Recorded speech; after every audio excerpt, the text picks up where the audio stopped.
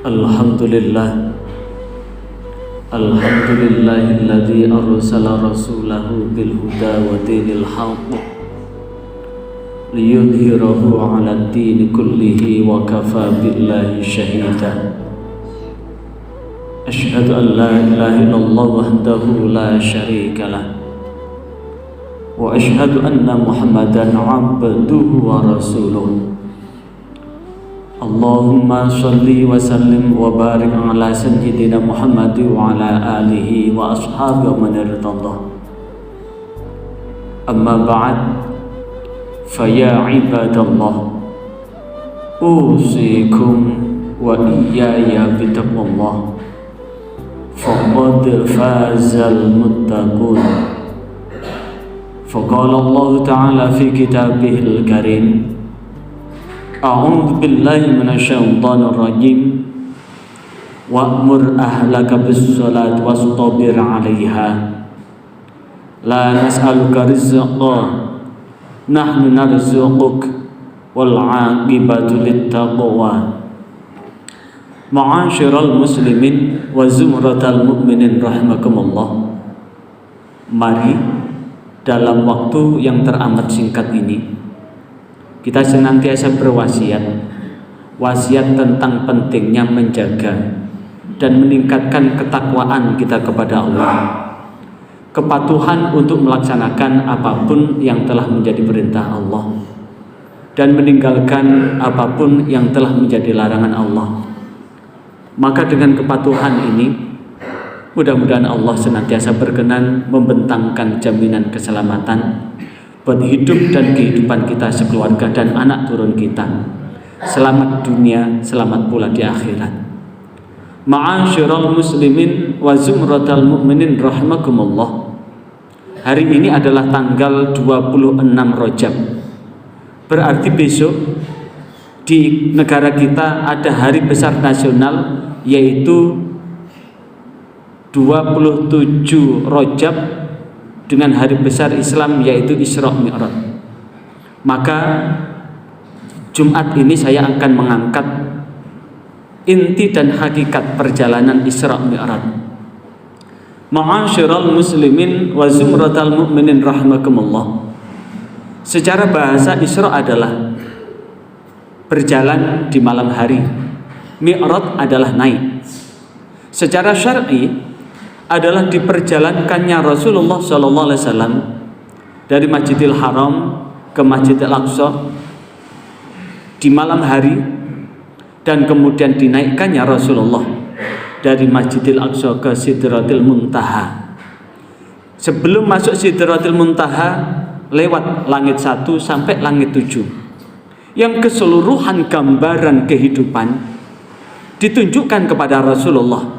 Dari perjalanan dari Makkah, dari Masjidil Haram ke Masjidil Aqsa, dan dipertemukannya Rasulullah dengan para nabi terdahulu dan rasul terdahulu di langit pertama hingga langit ketujuh.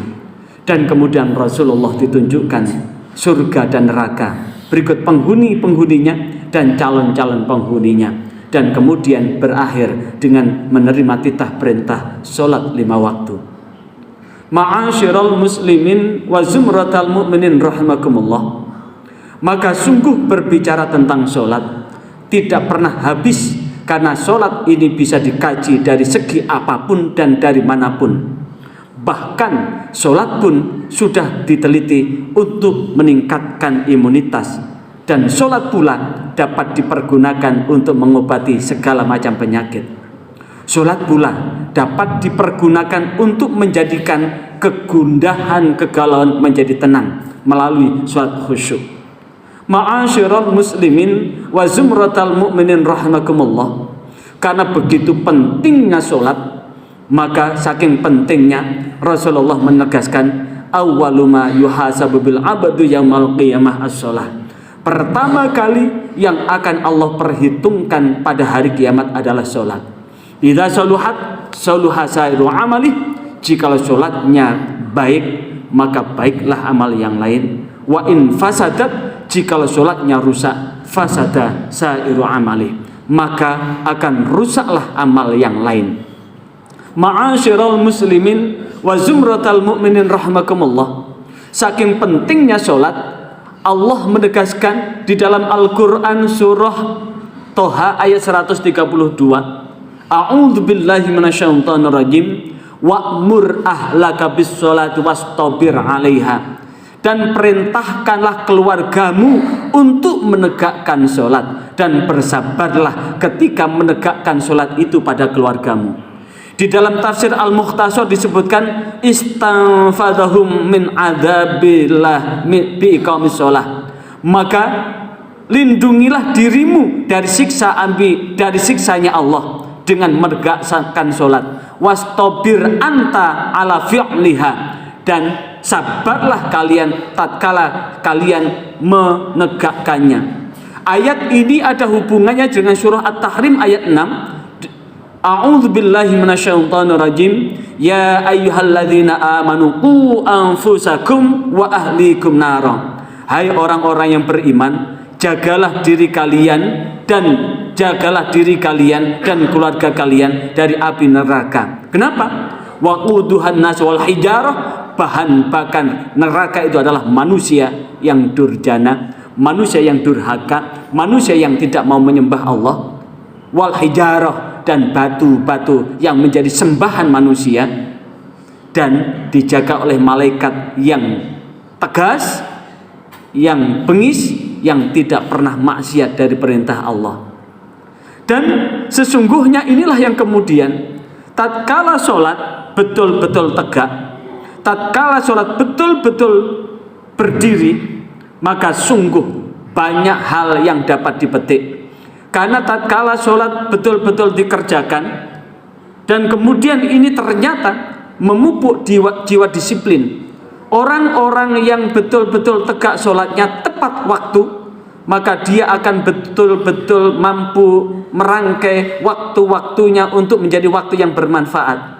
Survei membuktikan orang-orang yang betul-betul tegak sholatnya, apalagi ditegakkan dengan sholat berjamaah, tidak ada satupun di antara mereka yang hidupnya sengsara. Karena itulah kesempatan demi kesempatan telah Allah bentangkan. Bahkan jika kemudian berkesempatan ke Mekah maupun ke Madinah, mudah-mudahan seluruh jamaah ini pun bisa berkesempatan ke sana.